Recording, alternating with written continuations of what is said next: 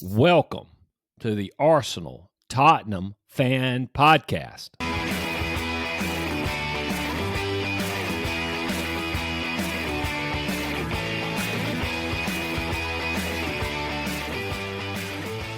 What a week for Arsenal fans, and what a week for Tottenham fans.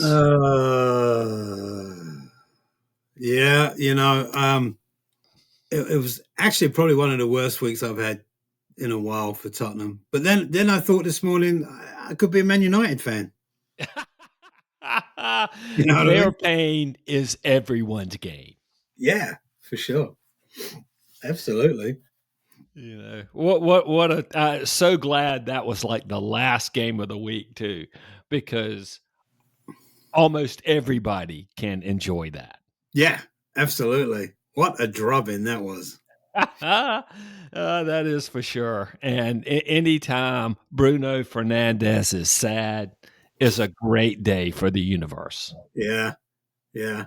Imagine being his PR agent. No kidding. What a What job. a whiner that is, eh? Oh my God. Oh my God. So on this week's show, we're going to talk about each team had two games. So we're going to talk about both games. Arsenal defeated Everton. Tottenham went to Sheffield Wednesday. Is that correct? Sheffield United. Sheffield United. Sorry about that. Wish we'd gone to Sheffield Wednesday. That might have turned out better. That's correct.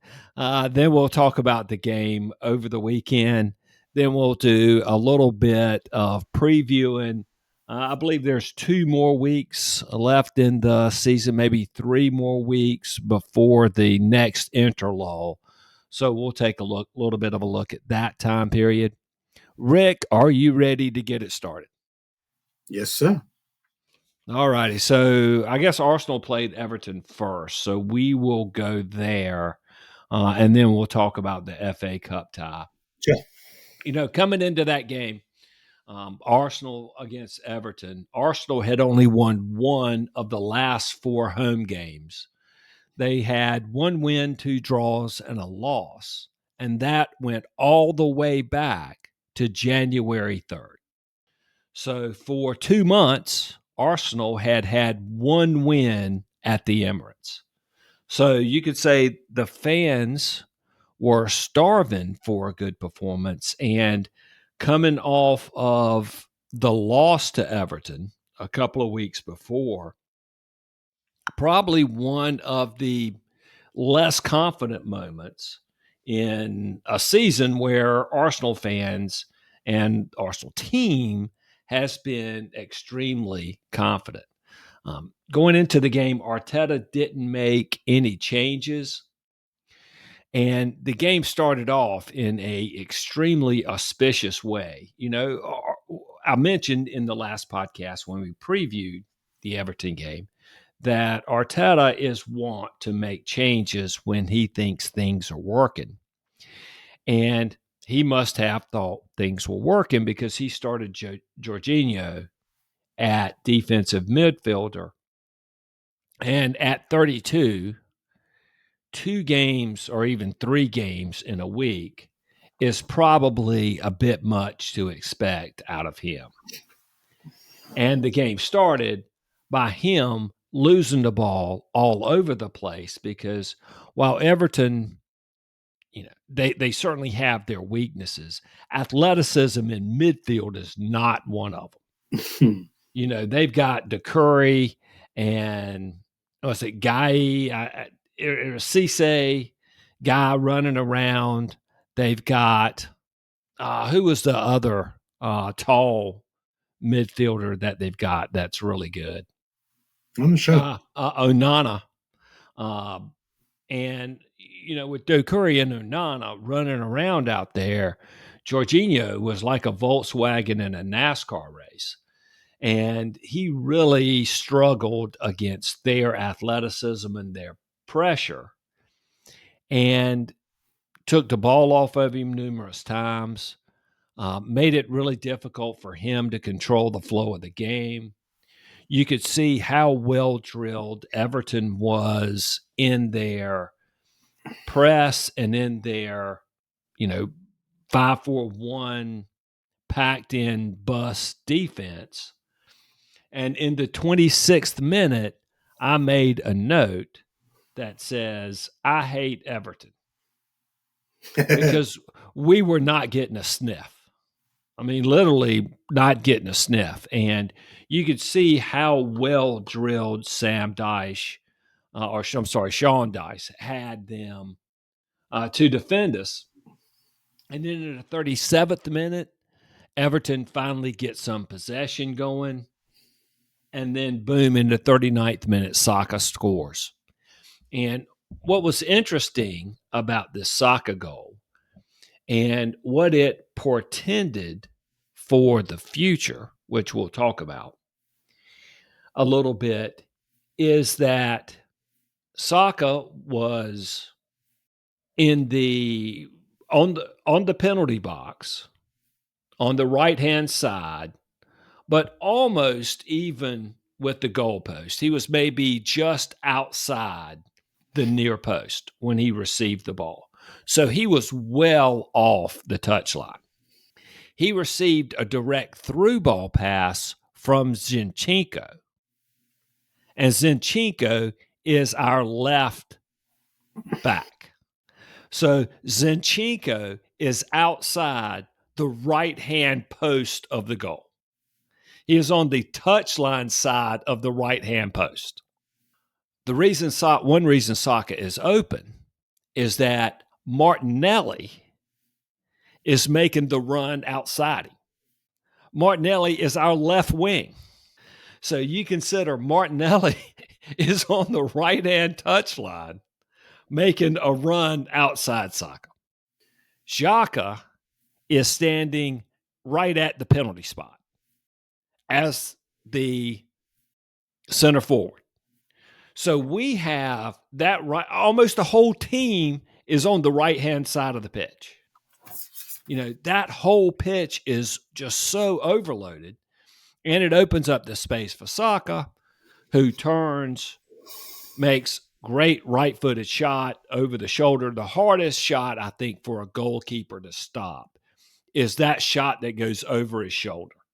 Mm-hmm. Yeah. Because his hands are down by the knees. He's looking for the ball down, and he gets it up over the shoulders. No way for him to get his hands up. So 1-0, important goal. But if Saka shoots it and it hits the goalkeeper's knee and it goes to Tarkowski and he kicks it to the right hand or our left hand touchline, there ain't nobody over there. I mean, it is Gabriel against their whole team. And so we're fortunate that it ended up in a goal, but it kind of shows you some of the desperation, offensive desperation that we were feeling to score a goal. And it's one reason that we have become increasingly open in the back. Mm-hmm. And as we'll talk about the opportunities that Everton had and the opportunities that Bournemouth had over the weekend, it's starting to send some red flags up. So it looks great when we score, but we're compromising some defensive principles in order to score that goal. And I think that's something that we need to be aware of. In the 45th minute, just 6 minutes later, we score again to make it 2-0. And Trezeguet, that's the guy I was thinking about, Trezeguet. So what he is thinking, I have no idea. He gets a pass from left wing, their left wing. He's facing the goal. And he's right at the penalty box, and he decides to take 3 touches with his back to the Arsenal team. I mean, that's just... And Sam Dyche took him off at halftime. Yeah. I mean, you cannot. I'm sorry, Sean Dice. You cannot take him. You cannot do that against Arsenal. And Saka poked it away. Martinelli beat the keeper, but the the ref called it offsides.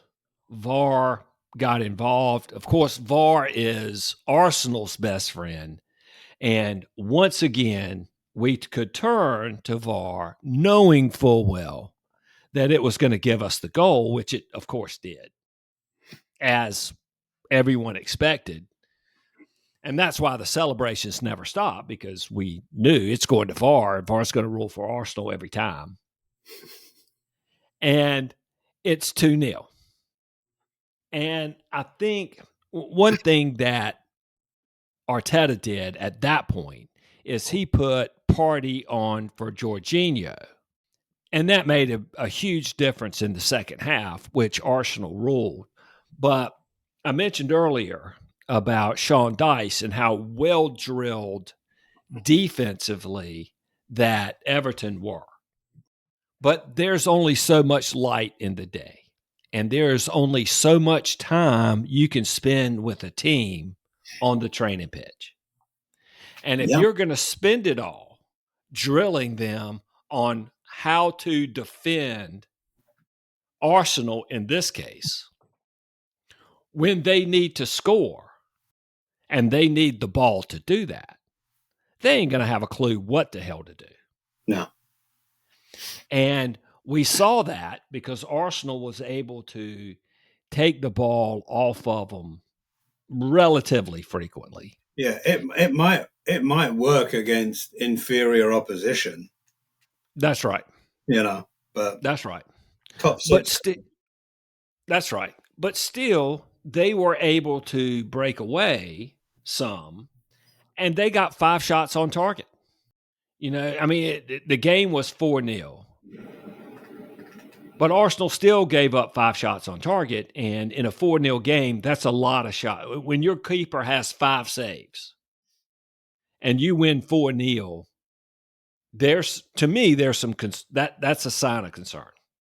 Odegaard scored a goal. Finally, we had talked about his composure in front of goal and how that had concerned me. And in this case, he got a quick cross from Martinelli and first timed it with his right foot into the goal from almost nowhere away. So that was a good goal. And then Arteta put the subs on. Nketiah for Trossard and Vieira for Xhaka. And then Martinelli scored from a great cutback by Nketiah. Zinchenko played him a great through ball. Martinelli fired it home. But have you seen highlights of the move that started it?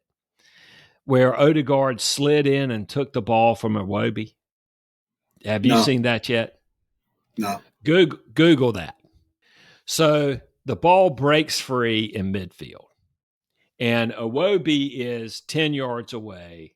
Odegaard is 10 yards away, and they go running at the ball. Both of them, like face on. They're not coming side to side. They are coming face on, like a head-on collision.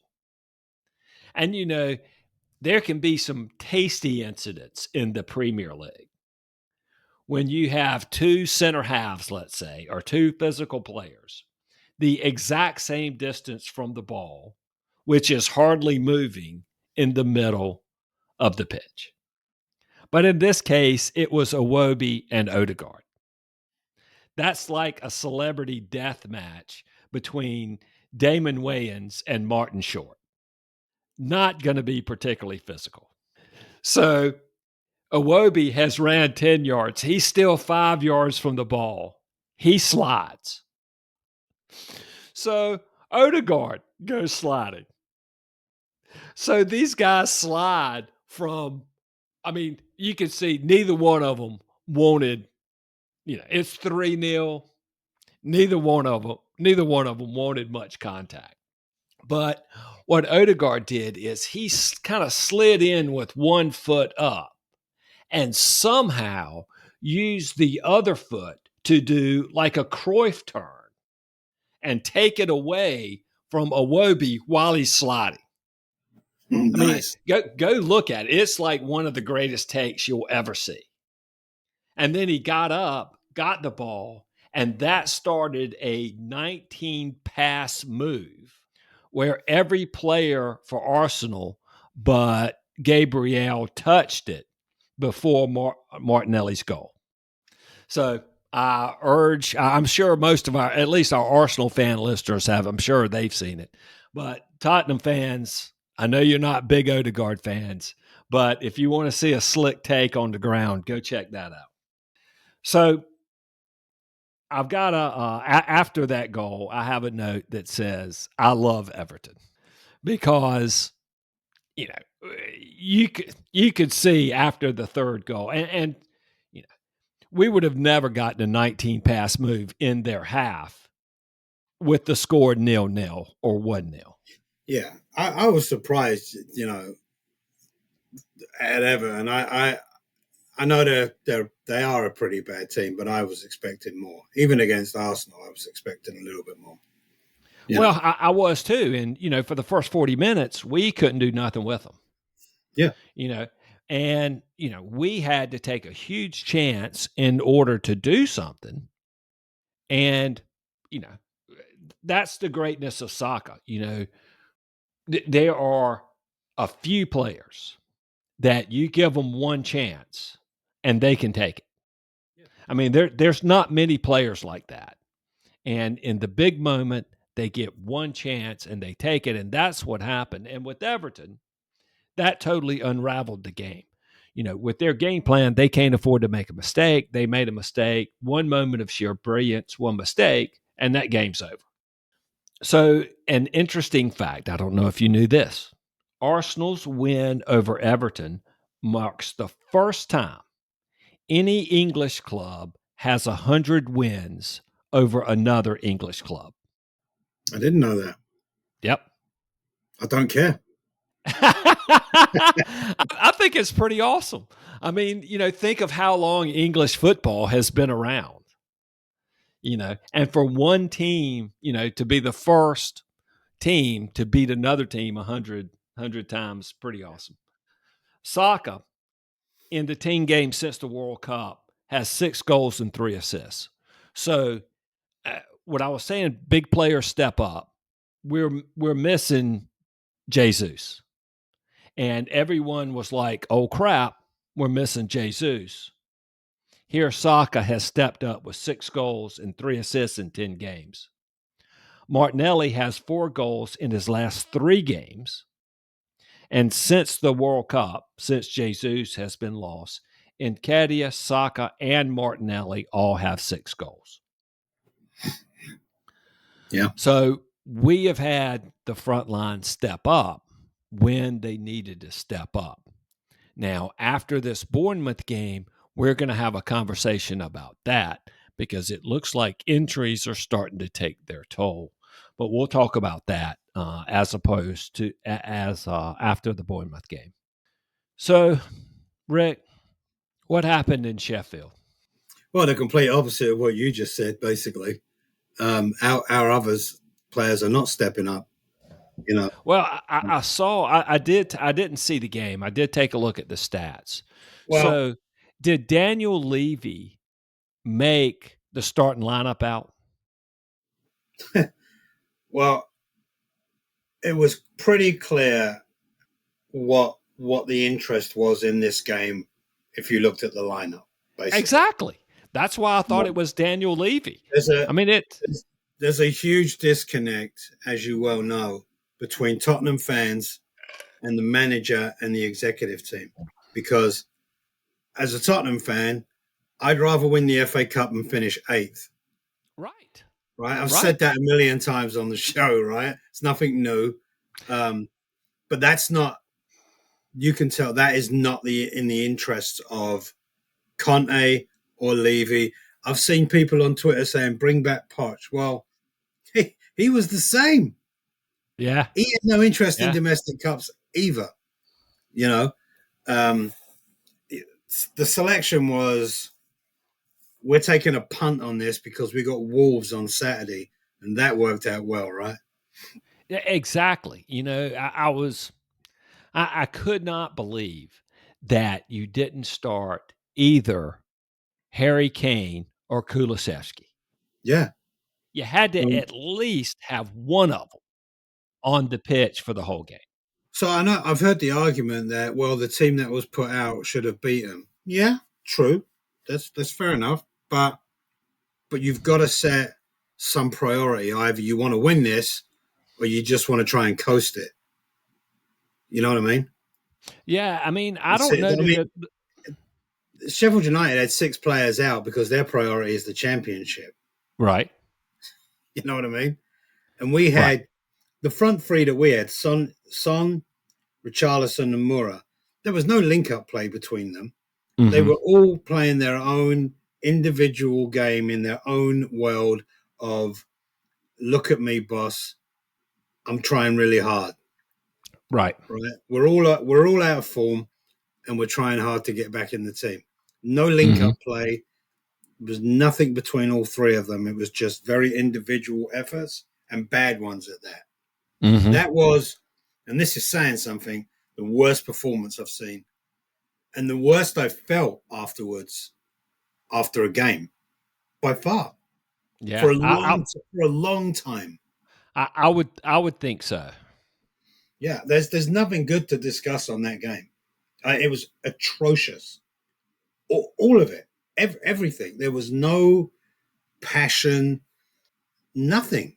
I mean, more like nothing against Lucas Moura. I mean, but he's leaving at the end of the summer, Well, and he hadn't had much game time. right? If I you got, mean, what does it say to somebody like Dan Juma who's just come in? Like, what am I here for then? What'd you pick me for? Why am I mhm. here? What is the point of Mhm. me being here if you're going to put this guy in front of me who's Mhm. leaving? Mhm. Makes no sense, Yeah. you And know. you couldn't So, expect much out of him because he had to be rustier than a VW that's been in a junkyard for 5 years.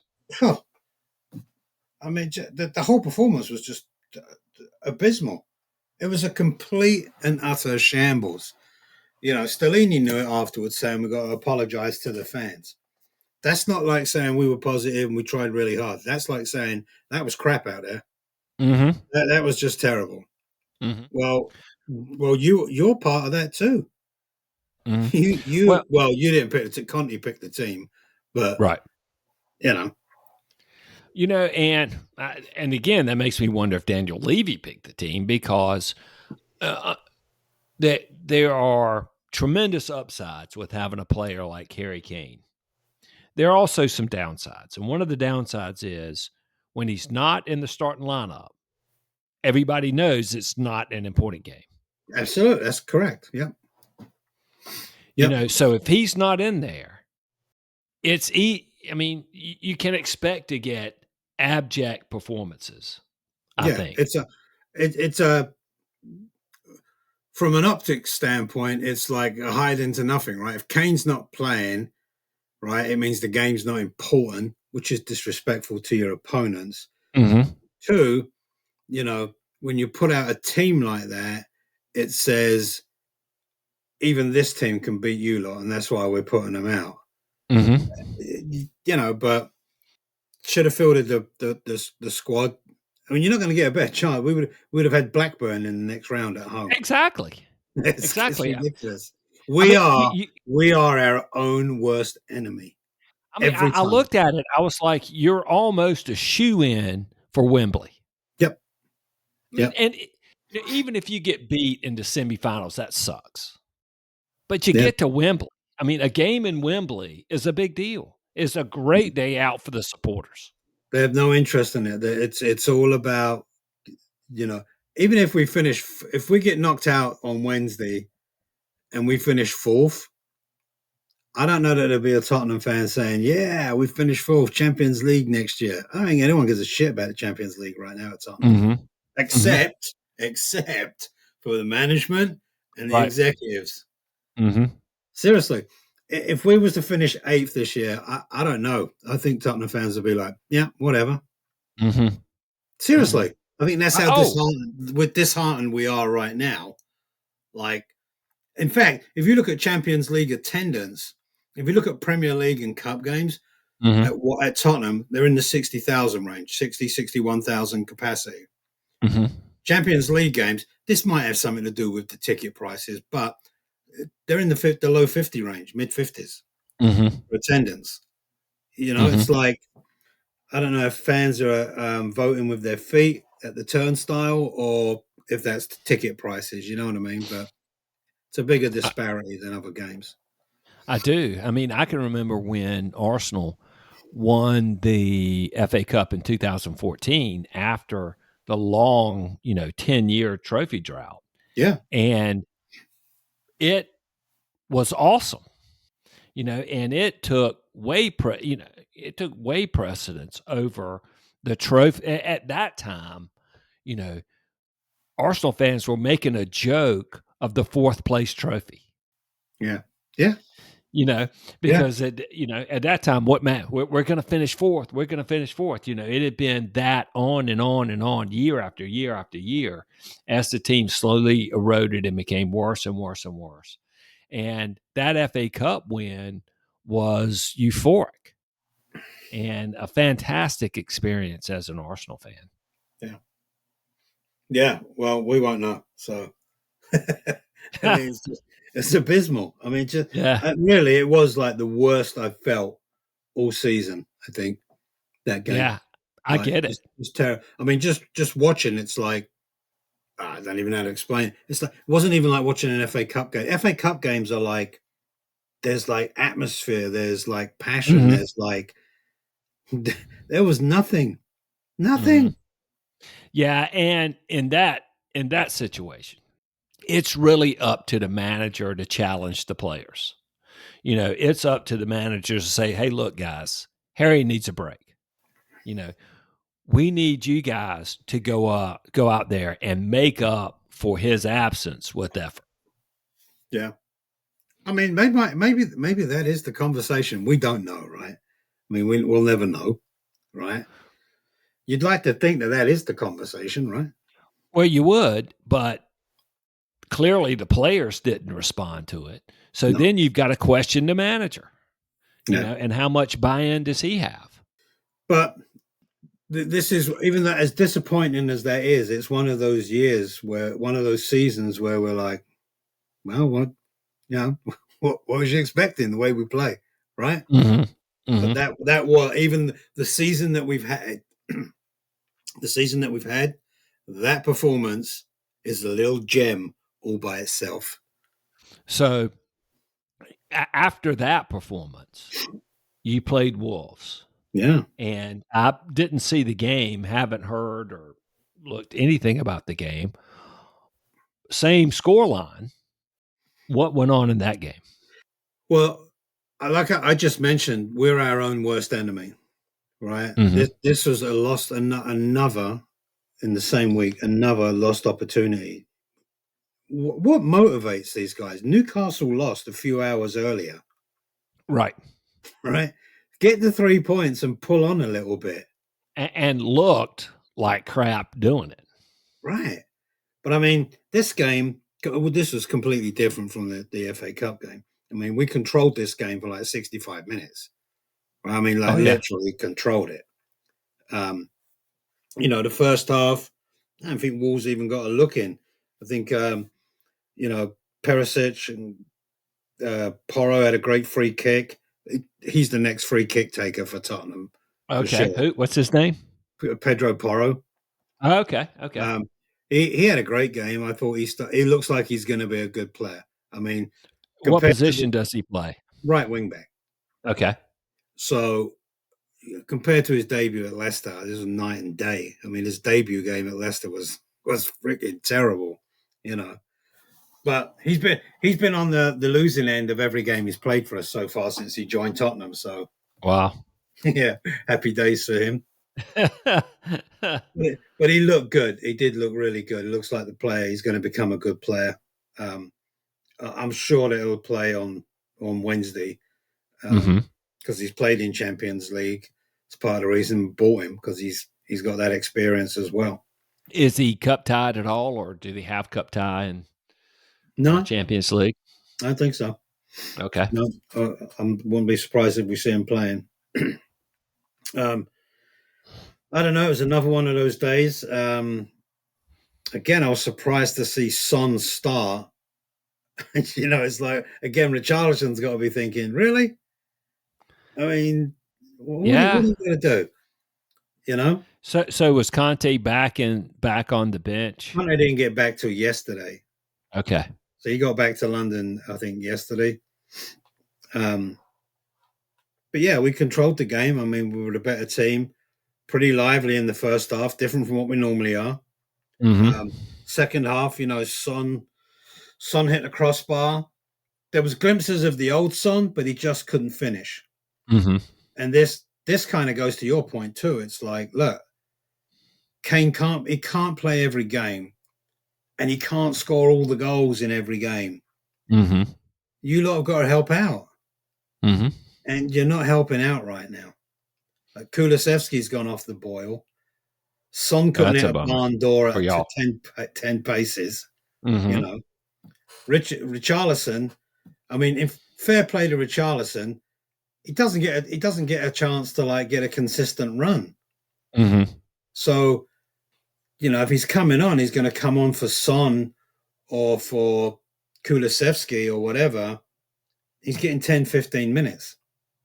Mm-hmm. We've got all these subs sitting on the bench. I don't know why we have subs at Tottenham. I don't. It's pointless exercise, really. Not using them. Yeah, it's like 70 odd minutes, and we're like, is anybody coming on? Why is no one making a change? Because Mm-hmm. the game has obviously turned. We are not dominating this game anymore. Right. Right? Lopetegui, the coach for Wolves, has Uh-huh. changed his formation, and now they're running the game. Imagine that. Changing your formation and running the game. Right? Uh-huh. And Uh-huh. here we are, we're doing the same thing, and we're not even bringing on the subs. It's Mm-hmm. obviously greater footballing minds than mine, who make, Mm-hmm. very good wages, are making those decisions. But even the simple man like myself, you know, has a right to question, like, are you going to change it? If it's not working, why aren't you changing it? Why are you bringing this guy on, and then you bring Mora on again? Again, Richarlison and Dan Newman must be sitting on the side again, going again, like Really? 4 days in a row. What's going on? You know, Yeah, no kid. it doesn't make sense. I don't understand it. I really don't. You know, and Stellini said afterwards he didn't feel the need to make the change because the system was okay. I don't know. He's watching something that I'm not seeing. Again, a better football in mind than mine. Right? Yeah, Far, I don't far know. better than mine. You know, Yeah, but he's lost way more football matches than you have. this is true. But I mean, again, we're just our own worst enemy. It's just it started well, and then it just petered out. We didn't even have that extra burst of energy in the second half like we normally have. Uh-huh. You know, and again, when I'm watching it, I know I keep coming back to this, and and I keep reading about it. It's almost getting like monotonous now. It's like, is there this pervading thing going through the team that there's such a lack of confidence when Conte is still not even signing his contract again? Do you know what I mean? Is that what's coming up? All right. So what was that we were talking about again?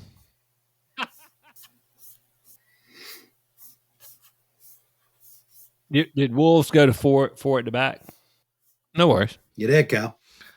Yeah, I saw that. And when I saw that, I was like, he's never made a play that good in his life. But well, we talked about that on our last podcast. That they looked like, that they, were starting to kinda get it together. Yeah. Mhm. Right. Uh-huh. Uh-huh. Uh-huh. Mhm. Right. Right. Uh-huh. That's right. Mhm. Mhm. Yeah. That's right. Mhm. Right. Mhm. Mhm. Mhm. Of course. Of course you do. Well, that's right. I mean, you wanna make a deep cup run, that's something that Daniel Levy could get behind because making a deep cup run. Exactly. That's what I was saying because that rings the cash register, you know? The FA Cup, not so much. So glory, glory. That's right. So Arsenal had Bournemouth coming into the Emirates off of 3 straight wins, different wins that Arsenal had, but still 3 straight wins. Everybody was out there talking about how bad Arsenal were gonna trounce Bournemouth. You know, you get the preview shows 4-0, 5-0, everybody. It's nobody. Huh? Everybody was, and why wouldn't you be? After, Arsenal had just trounced Everton 4-0. You look at little old Bournemouth coming into the Emirates, and you're like, "Well, Arsenal is gonna trounce them." Now, in full disclosure, I did not get to see the game live, and unfortunately, before I could see the replay, I watched we had a family thing on Saturday, so I wasn't able to watch the game live. And Saturday was also the Carolina Duke basketball game. So I had an opportunity to watch that Saturday evening and saw the scroll. I didn't know the score, but they highlight the team that won. And as soon as I saw Arsenal, so I didn't want to see the score because I wanted to watch the game afterwards. But I saw that, or at least I saw Arsenal highlighted, so I had thought that they had won. So the excitement wasn't as much for me as it was for the rest of the Arsenal fans that didn't know the result. But during our family thing, I had a moment alone and, of course, brought up the Peacock app on my phone to check it out. So I watched about 5 minutes of the first half and noticed that Arsenal was 1-0 down. What I did not what I did not know was what a kickoff routine. Have you ever seen anything like that? Oh my god. I mean, who thought of that? I mean, that was like brilliant. And but my that's right. My thought was, why waste that on us? Why why spring that on us? Because even if you score, you're going to have a whole hard time holding the lead. Now you can't use it against Southampton, who you really need it against. Or you can't use it against Everton or Leeds or whoever you're going to play down there where you really need that goal. But nevertheless, they sure caught us napping. And, give them full credit. That was the second fastest goal in Premier League history, 9 seconds. But on the other hand, if you're going to go 1-0 behind, you might as well have 89 minutes and change to come back. So, so that's what happened. And as soon as that goal went in, all credit to the Arsenal for picking it up on the offensive end. You know, in the next 3 minutes, we had like 3 shots on goal. Odegaard had a great shot in the bottom corner that their keeper, Neto, who became the pantomime villain for the day, got to. Then Saka was able to follow it up and just smashed it off his chest. And full credit to him for staying brave in that moment and taking it off the chest. And then we settle in with some great possession. And again, we push for the goal, and that leads to a Bournemouth break. And how they don't score from that break may be one of the most fortunate moments of the season, because their winger breaks down, he crosses it, and their center forward, who is in the middle of the pitch, is going to the ball, and it is about a foot in front of him, and he can't quite get there. And it goes to the other side, and that gives Ramsdale an opportunity to close down the space, because he's the second player, the other winger, has to shoot at a lot tighter angle. And that gives Ramsdale a chance to cover up more of the goal. And give him full credit for throwing his body in front of the shot. And he saved it with his head. It was point blank. He was just making himself as big as he could. And fortunately, the side of his head got in the way and made the save. But we could have been 2-0 down after 20 minutes. And that's really hard to come back from. On that counterattack, Trossard, who was playing center forward, busted it to get back on defense and got back into penalty box and pulled his groin for the effort.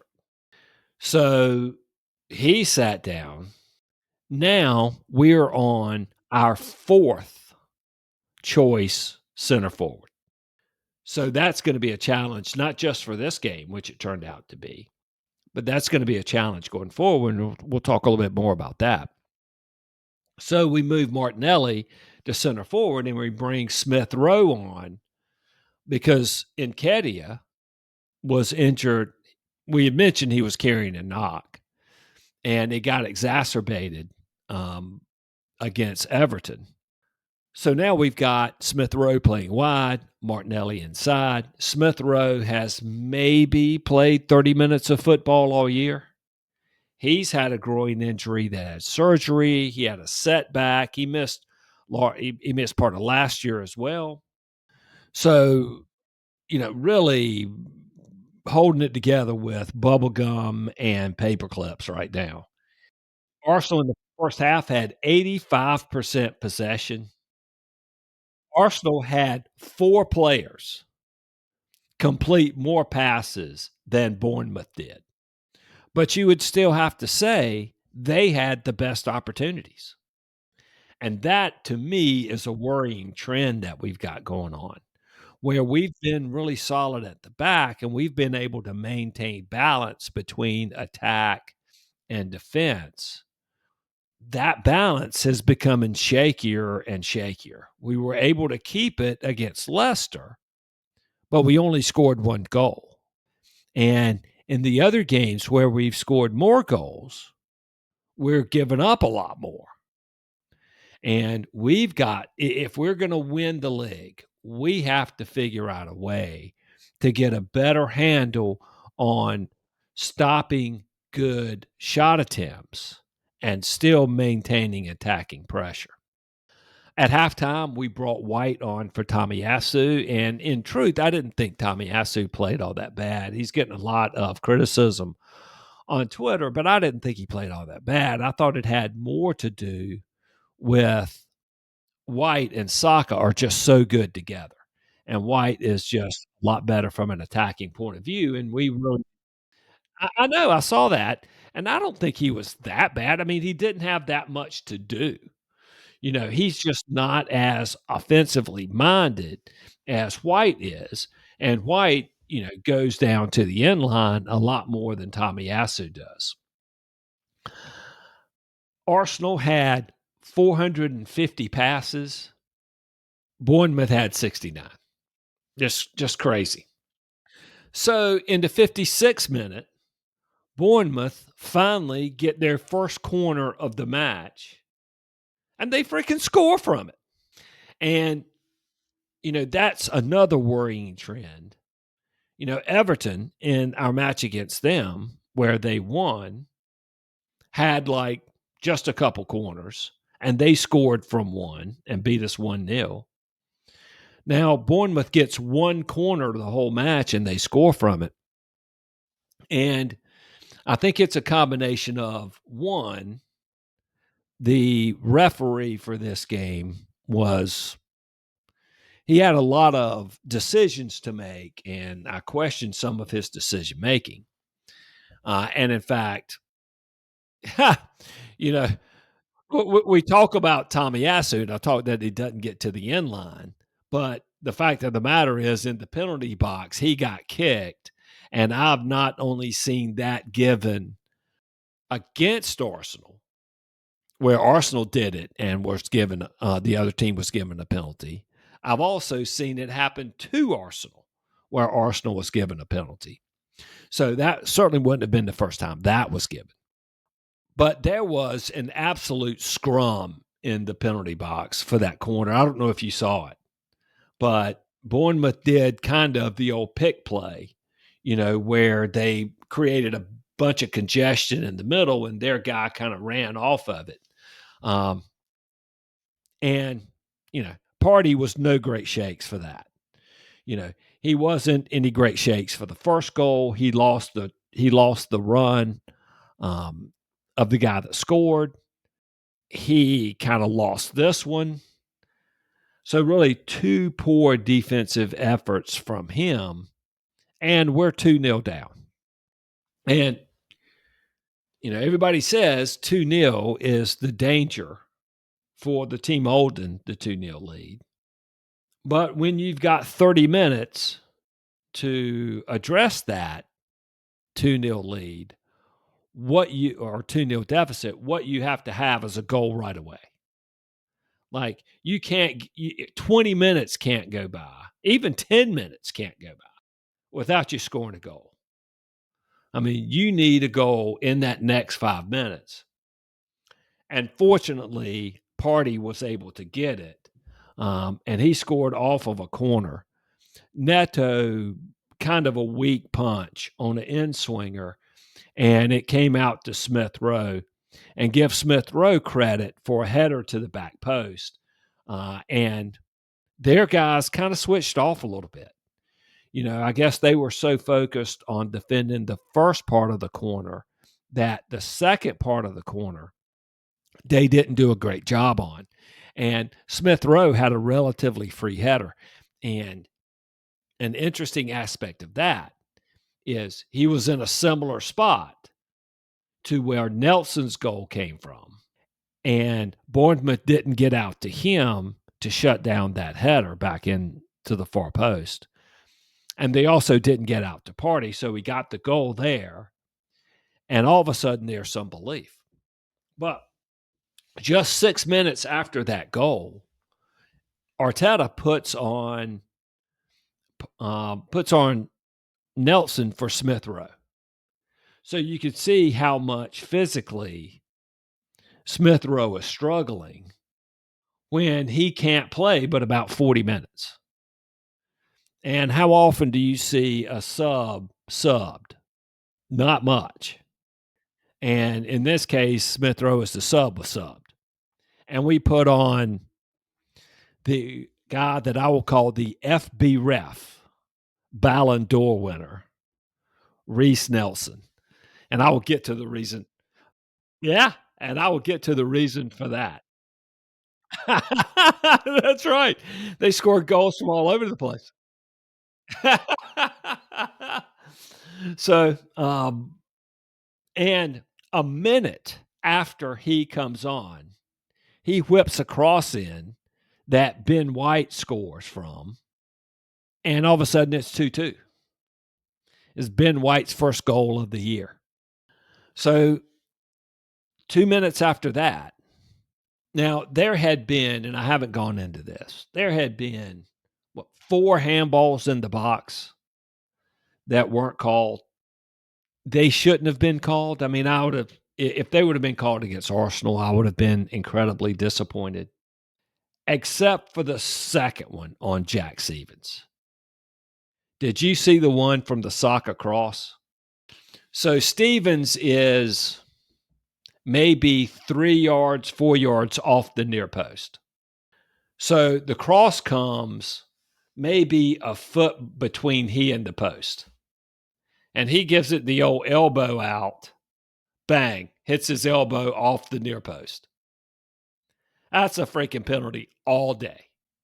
I mean, his elbow moves toward the ball, and that VAR didn't give that one. I mean, I think Arsenal needs to look into why our VAR ref wasn't at that game. Yeah. Yeah. I mean, if they're not going to give that as a penalty for a handball, you might as well just catch the damn thing and punt it out. I mean, because what more can you do than move your arm toward the ball, stop the cross? I mean, and when you hit it, I mean, when you think the cross is, when you can deflect the cross 90 degrees, you have hit the ball. I mean, when the ball takes a 1-inch deflection, okay, maybe that's a little bit. But when the ball deflects 90 degrees, I mean, you hit it. So that's not called. So that was frustrating. But at the same point in time, I kind of knew the result as I was watching it. And I said, let's not win this thing on a penalty. Give me a goal. Give me a real goal that wins the game. That way I can bitch about this penalty and we still win. In the 83rd minute, we bring Xhaka on for Vieira. And if you were listening to our last podcast, I had mentioned that one of the things to look for was when Vieira was going to start to take Xhaka minutes. I did not realize it would have been so soon. But one of the interesting things we have to ask ourselves is, if Xhaka's on the pitch, do we give up the goal in the first minute or after 9 seconds?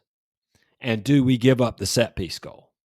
Not that we wouldn't, but would Xhaka have made a difference in those two situations? Touches in the box in the 94th minute were 73 for Arsenal and 7 for Bournemouth. Now, you think about that. Bournemouth had 7 touches in the box and 3 shots on target. Again, that's a concern for me.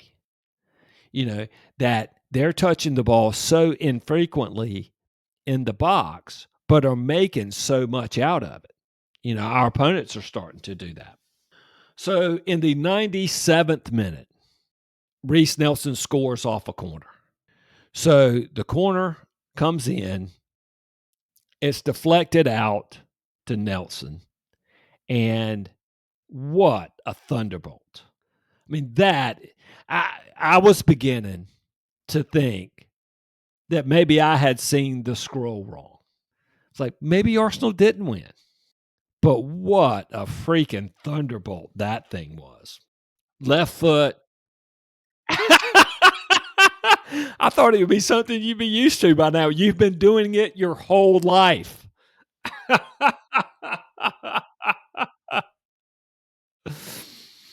Yeah, well, if there was one to celebrate, that was one to celebrate. And, of in the Emirates, that may have been the biggest goal, or it may turn out to be the biggest goal in the Emirates Stadium so far. And that's both a positive and a negative. It's a positive that it's great. It's a negative that we've been in that stadium a long time and haven't won anything in that stadium. Yeah, so hopefully, this will lead to something, although I'm beginning to express my concern. And then what a celebration. Players hit the pitch all over the place. Did you see Arteta's celebration? Well, of course we are. The ref wrote us up for it. You freaking kidding me? All the penalties that guy denied us, and now he's going to write us up for that. But anyway, but anyway, so if you haven't seen the Arteta celebration, go back and look. So he runs around, he's excited, and then just nonchalantly high fives this little boy. Yeah. He's like 5, 5, 6 years old. Yeah. And then he goes, wait a minute. What's this little kid doing on the touchline? So he picks the kid up and tries to find security so he can be taken care of, because there are a lot of large men jumping around uncontrollably. You know, I mean, it was just freaking total nuts. And where did the kid come from? And who are that kid's parents?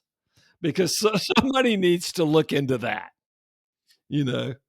But first time in the last 11 years, Arsenal has come from 2 goals down. Arsenal has 15 points recovered from losing positions this year, which is the most in the league. So, Odegaard had 11 shots in the game. Only 4 players in Premier League history have ever taken more in a game. So, why did I call Reece Nelson the FB ref Ballon d'Or winner? And why was he Arteta's secret weapon? Because when he came into the game, he was averaging 2 goals and an assist per 90 minutes. Now, he is averaging 3 goals and 2 assists per 90. He is FB ref's player of the year, because no one averages that much. He is already I think he's already played in 2 games, maybe 3 games. But he's already responsible for 4 points because he won the Nottingham Forest game for us. He won that game, got injured, finally got healthy enough, and this was his first action since, and gets an assist and a goal in this game. And, you know, so special for him. He is an Arsenal Academy product. He is in the last year of it. His contract runs out in June. Arsenal offered to send him on loan so that he could get some playing time in hopes of getting a new contract. He said he wanted to stay and fight for his place at Arsenal. He's done that in the past, and that was a huge mistake. You know, 5 years ago, 6 years ago, he was the crown jewel of Hale End Academy. You know, everybody pointed to him as being the great player, not Saka, not Smith Rowe, but Reece Nelson. And 3 years ago, we want him to send him on loan, and he said no, he's going to stay and fight for his place. Well, of course, he saw no time. That had to really stunt his development. So last year, we sent him on loan to Feyenoord, and he got there. The coach was like, what the hell have you been doing? You are so out of shape, you can't play for me. So it took him 3 months, or maybe 2 months, of conditioning work at Feyenoord before their coach would put him in.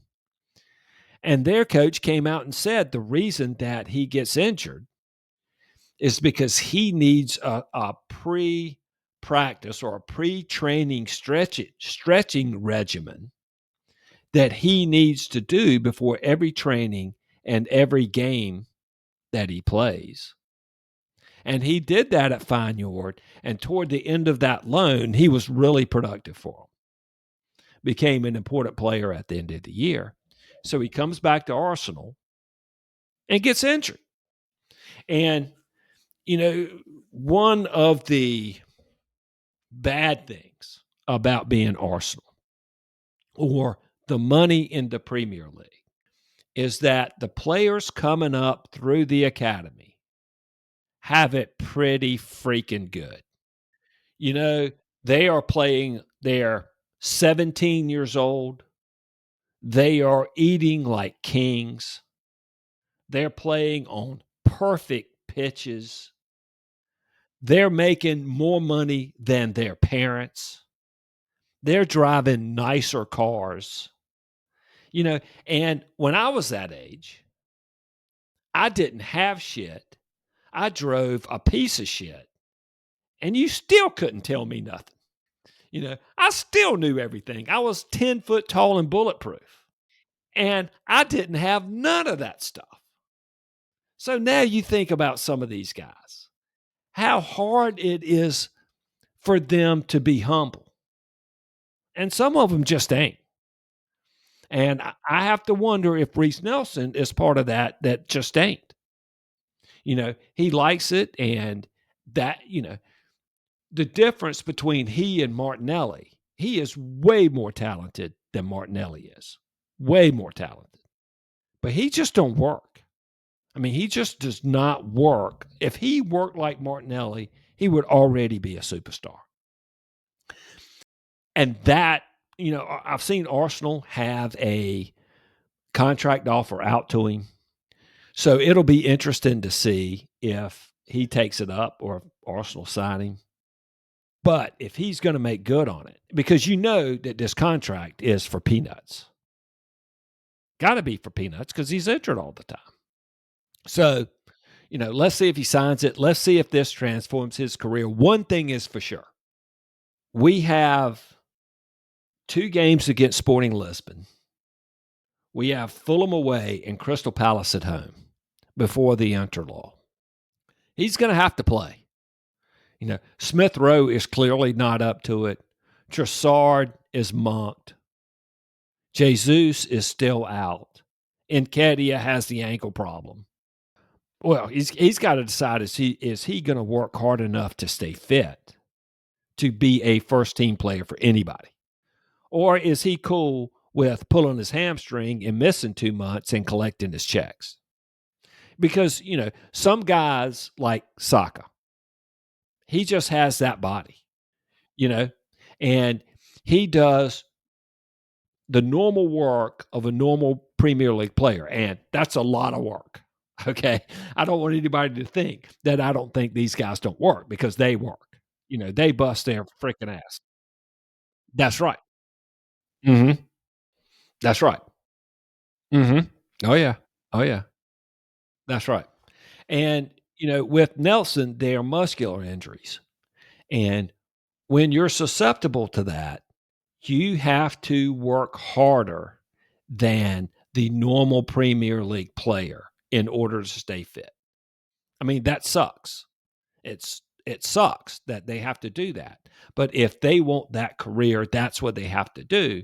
So it's going to be interesting to see if Nelson's willing to do that.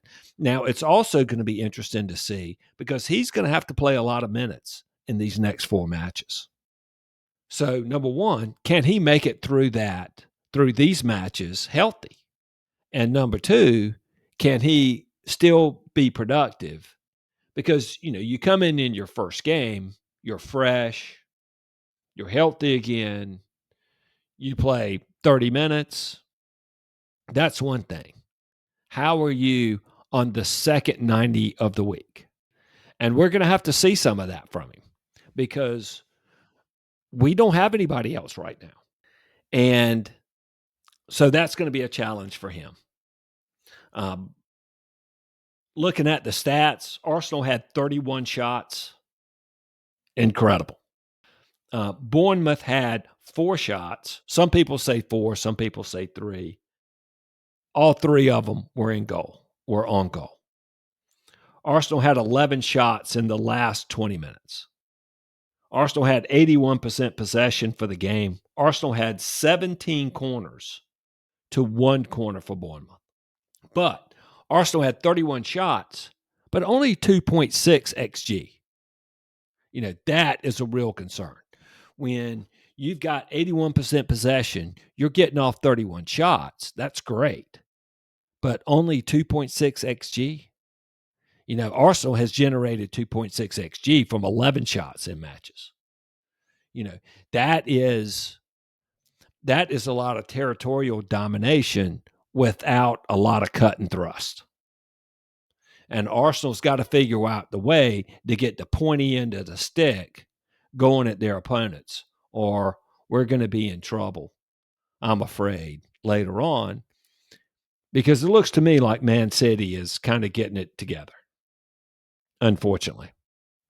Um, so I think we're going to need to pick it up. Now, what does the game mean for Arsenal? I listened to the Arscast, and Andrew mentioned that this is a season to be enjoyed. And that is exactly what this is for Arsenal fans. You know, the game was incredibly enjoyable, but this is also a season to be enjoyed. And the reason for that is we came into it with no expectations. You know, we have far exceeded expectations this year. If we win it, it is going to be awesome. If we lose it, it's going to be okay. This season is the honeymoon, and this season is the season to be enjoyed because next season is going to come with some expectations. And there's going to be a whole different tone to next season. So, what this means is let's enjoy this season. That's exactly right. Tottenham. That's right. That's right. I had forgotten to mention that, but that was back in the bad first half Tottenham days. Yeah, that's right. That's right. That's right. It also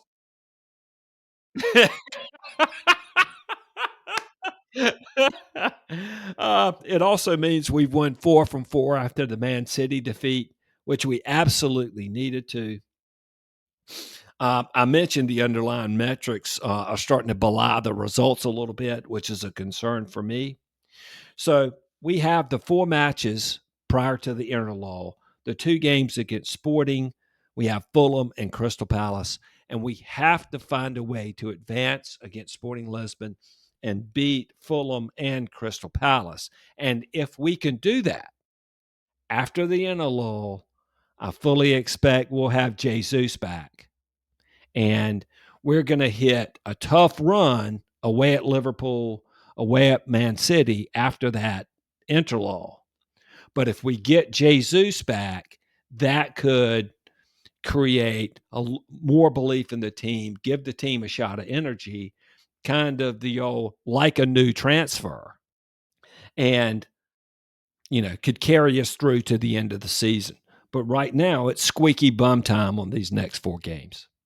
What's Tottenham got coming up? That's right. Mhm. Mhm. Mhm. Yeah. And how does your tie stand? How does the tie stand right now? Okay. Right. Right. And you can't give up a goal. Okay. Okay. Right.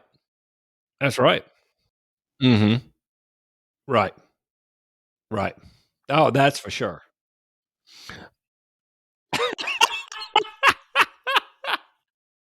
Yeah. I'll be practicing my English accent so I can do ventriloquism for Rick. Yeah, I thought you should have beat Wolves. Mhm.